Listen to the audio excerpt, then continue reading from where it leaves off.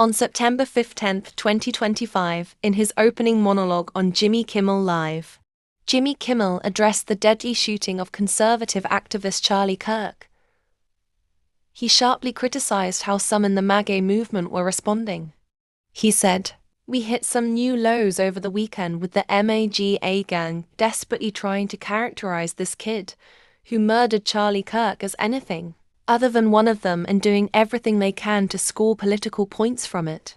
Kimmel also mocked former President Donald Trump's reaction, contrasting what he saw as a sudden pivot from expressing grief to talking about the construction of a new ballroom at the White House.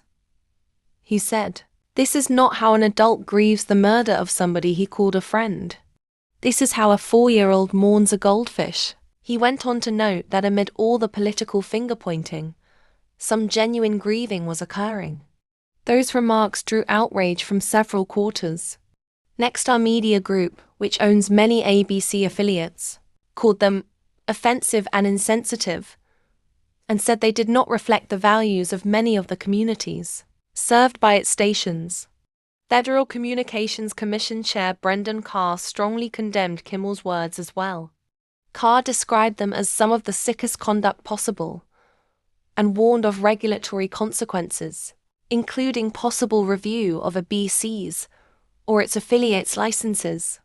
Within hours, ABC announced that Jimmy Kimmel Live would be pulled indefinitely from its schedule. Nexstar stations also preempted the show in its markets, and the decision effectively amounted to Kimmel being fired from the network lineup. Jimmy Kimmel's remarks were intended as political commentary, but the backlash from affiliates, regulators, and viewers was immediate and intense. With his show pulled indefinitely, the controversy highlights how quickly political satire can cross into territory that networks and regulators see as unacceptable and how fast careers can change when it does.